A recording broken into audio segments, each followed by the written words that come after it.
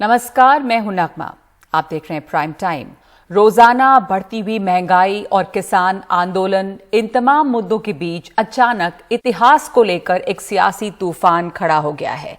रक्षा मंत्री राजनाथ सिंह ने सावरकर पर लिखी उदय माहुरकर की पुस्तक के विमोचन में ये कहकर एक खलबली मचा दी कि अंग्रेजों से माफी मांगने की याचिका जो विनायक दामोदर सावरकर ने दी थी, वो महात्मा गांधी के कहने पर, उन्हीं की सिफारिश पर दी गई थी। जब उन्होंने ये बात कही तो वहां पे इस कार्यक्रम में संघ प्रमुख मोहन भागवत भी मौजूद थे। मोहन भागवत ने कहा कि सोची समझी साजिश के तहत सावरकर को बदनाम करने की एक मुहिम चलाई गई है। राजनाथ सिंह ने महात्मा गांधी को लेकर और सावरकर को लेकर जो दावा किया है, उस दावे पर इतिहासकारों के एक खेमे ने इल्जाम लगाया है कि इतिहास को बदलने की कोशिश की जा रही है, तथ्यों के साथ खिलवाड़ किया जा रहा है। कहा गया कि भारतीय जनता पार्टी और राष्ट्रीय स्वयंसेवक संघ के पास स्वतंत्रता संग्राम के अपने नायक नहीं है, तो वो विनायक सावरकर जैसे लोगों का महिमा मंडन करके उन्हें महान स्वतंत्रता सेनानी ठहरा रही है। कुछ इतिहासकारों को इस बात पर भी आपत्ति है कि महात्मा गांधी की हत्या में जिस व्यक्ति पर मुकदमा चला और सबूतों के अभाव में उन्हें छोड़ा गया, उन्हीं राष्ट्रपिता की बातों को तोड़ मरोड़ कर सावरकर को हीरो बनाने की कोशिश हो रही है। सच्चाई क्या है, इसके लिए दोनों पहलुओं पर बात करने के लिए हमारे साथ मौजूद हैं दो खास मेहमान। हमारे साथ कुछ ही देर में जुड़ेंगे उदय माहुरकर, जिन्होंने पुस्तक लिखी है। इस वक्त हमारे साथ जुड़ रहे हैं प्रोफेसर अपूर्वानंद, जो दिल्ली यूनिवर्सिटी में हिंदी विभाग में जुड़े हुए हैं। प्रोफेसर अपूर्वानंद, जिस तरह का विवाद खड़ा हुआ है सावरकर और गांधी को लेकर, या जो राजनाथ सिंह ने दावा किया है कि दरअसल जो माफीनामा सावरकर ने भेजा वो इसलिए क्योंकि महात्मा गांधी ने इसकी सिफारिश किया, महात्मा गांधी ने कहा, आपको क्या लगता है इस समय इस बात को उठाने के पीछे क्या वजह हो सकती है? क्या करने की कोशिश कर रहे हैं? एक तो कारण यह था कि एक किताब का इजरा था, एक किताब लोकार्पित की जा रही थी और पिछले कुछ वर्षों से विनायक दामोदर सावरकर के इस माफीनामे का जिक्र बार बार आता रहा है। तो अब यह कहना बहुत ही मुश्किल हो गया है कि माफीनामा उन्होंने लिखा नहीं था, क्योंकि वह चीज रिकॉर्ड पर है, बार बार सार्वजनिक क्षेत्र में सामने आई है। तो फिर यह कैसे साबित किया जाए कि माफीनामा लिखना सही था? तो इस देश में एक बात तो साबित हो गई है कि एक ही नैतिक मानदंड है और वह नैतिक मानदंड गांधी का है। आप गांधी के उस पैमाने से हर किसी को सही साबित करने की कोशिश करते हैं। इसलिए एक झूठ बोला गया, जो झूठ राजनाथ सिंह ने कहा, और राष्ट्रीय स्वयंसेवक संघ या भारतीय जनता पार्टी के लोगों का झूठ बोलना कोई नई चीज नहीं है जी। इसलिए अभी इस वक्त झूठ क्यों बोला गया, यह प्रश्न बेमानी है, क्योंकि भारतीय जनता पार्टी और राष्ट्रीय स्वयंसेवक संघ के लोग रोज झूठ बोलते हैं। अगर झूठ का अभ्यास न किया जाए, रोजाना झूठ न बोला जाए, तो जनता को झूठ की आदत नहीं पड़ती है। तो मैं इसे इस रूप में देखता हूं। ठीक है, आप इसे इस रूप में देख रहे हैं कि ये झूठ कहते रहे हैं और इसलिए इस झूठ को भी बोला गया और गांधी के सहारे की जरूरत है। इसलिए हमारे साथ इस समय जुड़ गए हैं उदय माहुरकर, जिन्होंने ये किताब लिखी है। तो ये जो किताब है, उदय माहुरकर, आपका स्वागत है। जो किताब है, इसका नाम बहुत दिलचस्प है, Veer Savarkar, the man who could have prevented partition. आपकी जो ये किताब है, इसमें क्या इस बात का जिक्र है जिस बात का दावा राजनाथ सिंह कर रहे हैं? क्योंकि विवाद इस बात पर है, गांधी जी की सलाह पर उन्होंने माफीनामा भेजा। ये अलग बात है कि गांधी जी के सहारे की जरूरत क्यों पड़ी, पर आपने जो रिसर्च किया है इस किताब में, उसमें कहीं पर आपको ये नजर आया, आपकी किताब में भी इस बात का जिक्र है जो राजनाथ सिंह जी ने कल कहा? नहीं, मेरी किताब में इस बात का जिक्र नहीं है, क्योंकि मेरी किताब का विषय ही अलग है। मेरा किताब का मेन विषय है सावरकर जी के प्रयास भारत के विभाजन को रोकने के, उनकी हिंदुत्व के आइडियोलॉजी क्या है, उनकी जो राष्ट्रीय सुरक्षा और कूटनीति की विजन थी, उससे अपने आप को दूर रख के भारत ने अपना कितना नुकसान किया है, ये मेरा मेन विषय है। और हालांकि इसमें इसका उल्लेख नहीं है, लेकिन मैं थोड़ी जानकारी इसकी रखता हूं जी। देखिए, वीर सावरकर ने एक चाणक्य नीति, एक शिवाजी नीति और एक कृष्ण नीति के भागरूप करीबन 10 पिटीशनें दी थी। उसमें से कुछ पिटीशंस थी वो उनके सब में छोटे भाई नारायण राव और गांधी जी का संपर्क हुआ उसके बाद में भी दी थी। तो पिटीशन देने का जो सिलसिला है वो 2011 से लेकर 2023 तक है। लेकिन गांधी जी ने उन्होंने जो पिटीशन डाली थी उसको सपोर्ट किया था। और गांधी जी ने तो ये भी कहा था नारायण राव सावरकर से कि आप एक जन आंदोलन भी इसमें करिए।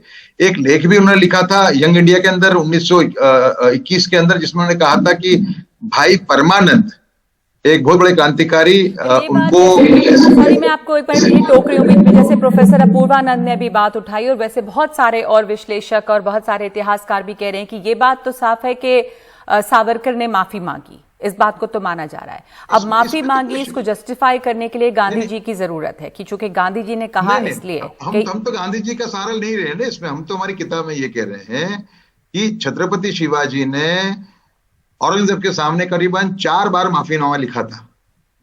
उसमें से 3 बार संधि हुई थी और तीन संधियों को छत्रपति शिवाजी ने ही तोड़ा था। तो सावरकर के जो एक्शंस हैं उनको गांधीयन मूल्यों से तोलना वो उनके साथ सरासर जाती है। तो आपसे ये, चूंकि आपने किताब लिखी है, आपका शोध है इस विषय पे, तो मैं आपसे जानना चाहूंगी। मूल्य से उनको तोलना चाहिए। ठीक है, मैं आपसे ये, उनकी जो किताब है जी, 2 किताब है उनकी। एक तो माय ट्रांसपोर्टेशन फॉर लाइफ, दूसरी उनकी किताब है अंडमान के अंधेरे से। ये मराठी में है किताब, ये किताब ही हमने पढ़ी है।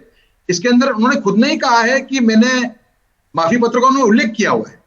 उन्होंने ये भी कहा है कि मैंने जो पिटीशंस डाली थी उसके बारे में मैंने जो मेरे सह कैदी थे, जो को कन्विक्ट्स थे, क्रांतिकारी थे, उनको भी समझाया था कि देखो यहाँ सड़ने से कोई लाभ नहीं है। हमें क्रांति के द्वारा एक रिवॉल्यूशन लाना है, एक चेंज लाना है, एक फ्रीडम को विन करना है।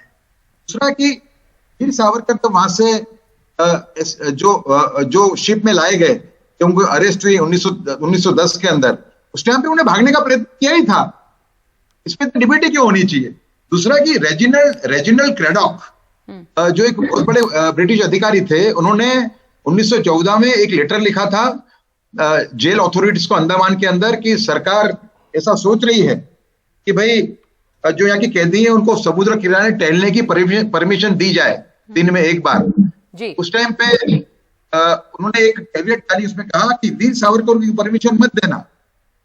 अगर वीर सावरकर को परमिशन दी तो वीर सावरकर के क्रांतिकारी दोस्त यूरोप में भी हैं। एक मिनट आपको बीच में, उदय माहुरकर, एक सेकंड के आपको बीच में रोक रही हूँ। जो बहस जिस बात पर हम उस पर थोड़ा वापस आ जाएं। और दूसरी बात, आपने राष्ट्रवाद की भी की है, बल्कि आपने कई इंटरव्यूज में भी इस बात को कहा है कि उनका जो राष्ट्रवाद था सावरकर का, वो उसमें असिमिलेट करने की शक्ति है। मैं सुन रही थी आपके कुछ इंटरव्यूज, आपने अलग अलग चैनल्स पे बात की, उसमें एक में आपने कहा कि उस राष्ट्रवाद में असिमिलेट करने की, लोगों को जोड़ने की शक्ति है। तो 2 सवाल कि सावरकर का राष्ट्रवाद क्या था, किस तरह से, क्या वो पाश्चात्य नेशनलिज्म के से भी प्रभावित था, और बाद में उनका राष्ट्रवाद का जो स्वरूप है वो कुछ बदला भी है।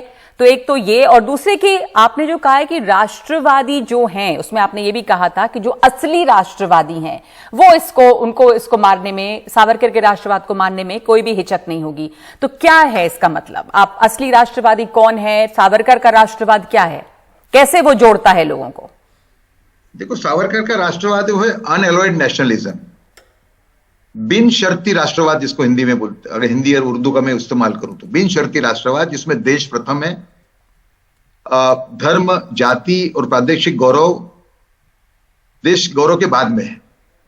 ये सावरकर का राष्ट्रवाद है। इसके 3 प्रमाण हैं। एक है उनका हिंदू राष्ट्र मैनिफेस्टो। इसमें वो कहते हैं कि हिंदू राष्ट्र के अंदर सभी जाति, सभी धर्मों को समान अधिकार होगा। साथ में ये कहते हैं, एक स्टेप और आगे जाते हैं और कहते हैं कि अगर जो रिलीजियस माइनॉरिटीज हैं उनकी पूजा अर्चना में कोई बाधा डालता है तो state will step in and protect them. लेकिन साथ में एक वार्निंग हेल्ड आउट करते हैं। वार्निंग में कहते हैं वो कि nation will not allow creation of a nation with a nation in the name of religious minoritism. मैं मानता हूं कि 70 साल के अंदर जो एक आप देखिए आर्टिकल 30, देखिए आप आर्टिकल 30 एकदम स्पेशल राइट्स देता है माइनॉरिटीज को, और at the cost of majority rights. तो एक जिस सावरकर के अगर आप पूरा उनका वो देखें तो अच्छा, उनके राष्ट्रवाद में एक और दाखले मैं देना चाहूंगा। 1938 के अंदर वो लाहौर गए थे। लाहौर में उनको पत्रकारों ने पूछा कि आप और जिन्ना देश को धर्म के आधार पे तोड़ने पे क्यों तुले हो। उस टाइम पे सावरकर ने जवाब दिया था, वो उस पे हमें गौर करना चाहिए। उन्होंने कहा था कि मैं और जिन्ना एक ही पक्षी के पर नहीं है। Well, Jinnah is for more and more concession for Muslims, I am for equal treatment for all. फिर 1939 के अंदर जब शिया मुस्लिम थे लखनऊ के, उन्होंने एक प्रस्ताव पास किया ये कहते हुए कि जो भी मुसलमान गौ हत्या करेगा वो हिंदू मुस्लिम एकता का विरोधी गिना जाएगा। दूसरा उसमें प्रस्ताव में यह था कि अगर हिंदू भाई जुलूस निकालते हैं मस्जिद के पास से तो मुसलमान उसको ऑब्जेक्ट नहीं करेंगे। आप ये कुछ बातें बता रहे हैं कि किस तरह से उनका जो राष्ट्रवाद था और कैसे वो लोगों को असिमिलेट करने की ताकत रखता था। बहुत दिलचस्प है। प्रोफेसर अपूर्वानंद, ये जो किताब है इसमें कहा गया और आपने इनकी बातें सुनी उदय माहुरकर की, उन्होंने किताब का नाम रखा है the man who could have prevented partition. आप कितना सहमत हैं इस किताब के टाइटल से? ही कुड हैव प्रिवेंटेड, बंटवारे को रोक सकते थे, क्योंकि सच ये भी है और ये भी तथ्य है। अब हो सकता है कि इसको भी लोग कॉन्ट्रडिक्ट करें, लेकिन सावरकर को उस व्यक्ति के तौर पे भी जाना जाता है जिन्होंने द्विराष्ट्रवाद का सिद्धांत सबसे पहले दिया। उन्होंने जो अधिवेशन हुआ था मुस्लिम लीग का 1940 में, उसमें कहा भी था कि अलग देश की बात पहली बार कही थी। उन्होंने ये भी कहा था साफ शब्दों में कि हिंदू और मुसलमान दो अलग अलग राष्ट्र हैं और दोनों का हक इस भूमि पर बराबर नहीं है। प्रोफेसर अपूर्वानंद, एक सेकंड में प्रोफेसर अपूर्वानंद के पास, फिर आपके पास आऊंगी। मेरी बाद में बोले प्रोफेसर साहब, मैं ऐड करना चाहूंगा। भारत के अंदर दो राष्ट्र हैं, एक हिंदू और एक मुसलमान, ये अर्ध सत्य है।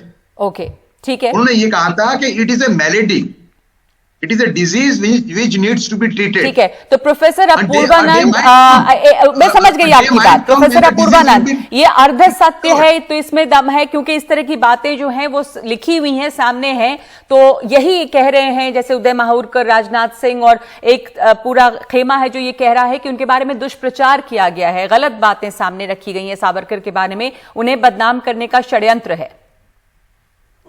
हाँ, यह तो इनको कहना ही चाहिए, जो हिंदू राष्ट्रवाद के समर्थक हैं उन्हें यह कहना चाहिए।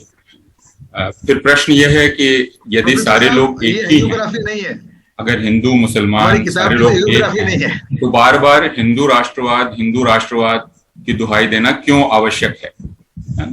और यदि हिंदू राष्ट्रवाद की आप दुहाई देते हैं तो फिर कोई मुसलमान राष्ट्रवाद क्यों नहीं बोल सकता और ईसाई राष्ट्रवाद क्यों नहीं बोल सकता? जो व्यक्ति यहाँ पैदा हुआ है उसका हक आपके हक से कम कैसे है? क्या सिर्फ इसलिए है कि आप हिंदू हैं और वो मुसलमान है या ईसाई है, इसलिए उसका हक आपके हक से कम हो गया?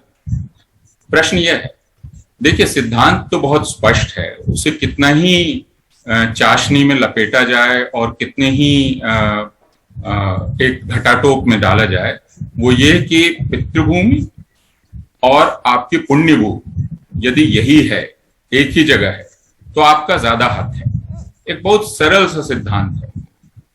उसके बाद अब आप उसे एक शब्दों का घटाटोप बांधकर साबित करना चाहते हैं कि दरअसल हम यह नहीं कह रहे थे, हम यह कह रहे थे। जिसको आप अंग्रेजी में कहते हैं एथनिक नेशनलिज्म, वह है सावरकर का नेशनलिज्म, जिसे आप एथनिक नेशनलिज्म कहते हैं। और जिसे आप सिविक नेशनलिज्म कहते हैं, वह है गांधी, नेहरू, पटेल, सरोजिनी नायडू, मौलाना आजाद, इन तमाम लोगों का नेशनलिज्म। आखिर संघर्ष क्या है? संघर्ष किस चीज का है? अगर सबकी जगह बराबर है तो सावरकर और गांधी में संघर्ष ही किस बात का है? क्यों बार बार यह समझाने की कोशिश की जाती है कि सावरकर का राष्ट्रवाद ही अच्छा है? अगर हिंदू, मुसलमान, सिख, ईसाई सबका हक बराबर है तो फिर आप रोज रोज मुसलमानों को वंदे मातरम बोलने के लिए बाध्य क्यों कर रहे हैं, पीट रहे हैं क्यों? हिंदू राष्ट्रवाद जो है ये सावरकरवादी कर रहे हैं। और दूसरा जो बात अभी कही गई, उदय जी एक मिनट, प्रोफेसर अपूर्वानंद को बात पूरी करने दीजिए, आपके पास आती हूँ जी। नहीं, मैं सुनिए, मैं एक बात कहना चाहता हूँ। सावरकर के समर्थन में यह बात मैंने कल भी एक जगह कही थी, यह बहुत दिलचस्प है। झूठ बोलना, धोखा देना, कायरता दिखलाना, इसको चाणक्य नीति कहा जाता है और इसको कृष्ण की नीति कहा जाता है ना? कि कृष्ण रणछोड़ थे, रण छोड़कर भाग गए, कूटनीति करते थे, असत्य बोलते थे, गलत ढंग से उन्होंने दुर्योधन की जंघा पर वार करवाया और इस तरह दुर्योधन को समाप्त किया। यही नीति होनी चाहिए। अब यह सावरकर वादियों का कहना है कि सावरकर अगर झूठ बोल रहे हैं, कायरता कर रहे हैं, अवसरवादिता कर रहे हैं, माफी मांग रहे हैं, तो वह कृष्ण नीति है। प्रोफेसर अपूर्वानंद एक मिनट, हाँ उदय जी कुछ कहना चाहते हैं। मेरे दोस्त प्रोफेसर साहब सरासर फैक्ट्स को रिप्रेजेंट कर रहे हैं। ये डिबेट सुबह तक चल सकती है, इसके पूरे प्रमाण है हमारे पास में। आप समझे, सावरकर का हिंदू राष्ट्रवाद जो था वो मुस्लिम अपीसमेंट के सामने था। खिलाफत में जिस तरीके से खिलाफत के अंदर कांग्रेस ने जिस तरीके से बहु इस्लामवादियों के साथ कॉम्प्रोमाइज किया, और उसके बाद जिस तरीके से अत्याचार हिंदुओं पे हुए केरला के अंदर, उससे ही सावरकर को प्रेरणा मिली। सावरकर का जो प्रेरक तो बल था वो खिलाफत में निकलता था, आरएसएस का प्रेरक पहले। So Hindutva ideology is not a Hindu supremacist view, it is a Hindu protective view. Okay, ठीक है, आप समझे? तो ये इसको तोड़ना मरोड़ना है। दूसरी बात कि जो मुस्लिम अपीसमेंट शुरू हुआ कांग्रेस द्वारा 1916 के बाद में, वो बढ़ता ही गया। सावरकर विरोध कर रहे थे मुस्लिम अपीसमेंट का। दूसरा, ये हिंदुत्व किताब की बात कर रहे हैं, तो हिंदुत्व जो किताब है उसके आखिरी पन्ने पे क्या लिखा हुआ है? आखिरी पन्ने पे ये लिखा हुआ है कि एक दिन आएगा जिस दिन ये 30 करोड़ हिंदू जो है वो एक स्ट्रांग पोजीशन में होंगे, लेकिन उस दिन उनका डील करने का क्या तरीका होगा पूरी दुनिया से। उन्होंने कहा कि उनका डील करने का तरीका जो होगा वो गीता में जो लिखा गया है या ठीक है। देखिए एक बात लेकिन दिलचस्प है, एक बात बहुत दिलचस्प है, आपने कांग्रेस की बात की और ये भी बात कही गई कि हे दृष्टि से देखा गया है। कल राजनाथ जी ने ये बात भी कही थी कि सावरकर के खिलाफ षड्यंत्र एक तरह से रचा गया और उनको हे दृष्टि से देखा गया। पर इंदिरा गांधी ने सावरकर के योगदान को माना था, इसके ऊपर पहले भी बहस हुई, राहुल गांधी ने कुछ कहा था, तब इंदिरा गांधी की वो चिट्ठी दिखाई गई, क्योंकि पंडित बाखले की सावरकर की शताब्दी समारोह की चिट्ठी पे 1980 में इंदिरा गांधी ने जो चिट्ठी लिखी जिसमें ये कहा गया कि अंग्रेजों के खिलाफ सावरकर की जो लड़ाई है उसका अपना महत्व है हमारे आजादी की लड़ाई के इतिहास में। और उन्होंने कहा कि समारोह की सफलता की मैं कामना करती हूं। उनको बोला कि रिमार्केबल सन ऑफ इंडिया। तो अपूर्वानंद जी, इंदिरा गांधी ने उनके योगदान को माना था, आप इस पर आपकी टिप्पणी इस पर? इंदिरा गांधी ने माना होगा। गांधी ने भी आखिरकार जो एक लेख लिखा था सावरकर बंधु कह के, उसमें उन्होंने सावरकर के आरंभिक योगदान को स्वीकार किया था। असली जो झगड़ा है या असली जो विवाद है वो सावरकर के राष्ट्र के सिद्धांत से है, और वही अभी हम लोगों के लिए महत्वपूर्ण है, बाकी कुछ भी महत्वपूर्ण नहीं है जी। सावरकर ने उस वक्त माफी मांगी नहीं मांगी, उससे मुझे कोई लेना देना नहीं है। अब कोई अपनी जान बचाने के लिए माफी मांगना चाहता है, सुविधा से रखने के लिए माफी मांगना चाहता है, वह उससे मुझे कोई दिक्कत नहीं, वो अपने लिए चुनाव कर रहा। असल बात यह है कि राष्ट्र का कौन सा सिद्धांत हम अभी मानेंगे, ठीक है। और सावरकरवादी जो अपने आप को कहते हैं वो राष्ट्र का कौन सा सिद्धांत मान रहे हैं, ठीक है। तो ये हमारे लिए असली संकट का विषय है। बिल्कुल, यही मूल प्रश्न है और यही चिंता का विषय है कि वो क्या राष्ट्रवाद है जिसको हम माने। नगमा, मैं सिर्फ एक बात कहना चाह रहा हूं, मुझे बात पूरी कर लेने दीजिए। बार बार मुस्लिम तुष्टीकरण की बात की जाती है। खिलाफत आंदोलन को बिल्कुल सही परिप्रेक्ष्य में रख के देखने की आवश्यकता है। मैं आपको हिंदी लेखक प्रेमचंद का उदाहरण दे रहा हूं। प्रेमचंद की कांग्रेस से शिकायत क्या थी? उन्होंने कहा कि मेरी कांग्रेस से शिकायत यह है कि वो हिंदुओं से बात करके संतुष्ट हो जाती है जी, वो मुसलमानों से बात नहीं कर रही है। हाँ। और मुसलमानों की उपेक्षा कर रही है। जी, अपूर्वानंद जी माफ कीजिएगा, मैं आपको टोक इसलिए रही हूं बीच में क्योंकि हमारे पास जितना समय इस कार्यक्रम में था वो खत्म हो चुका है, और जैसा अभी उदय माहुरकर ने कहा कि इसके ऊपर बहस तो लंबी चल सकती है और बहस चलेगी और आगे भी, लेकिन आज के लिए इतना ही। बहुत बहुत धन्यवाद आप दोनों का इस चर्चा में शामिल होने के लिए। इस समय प्राइम टाइम में हमें एक ब्रेक लेना होगा और ब्रेक के बाद एक रिपोर्ट दुर्गा पूजा पे।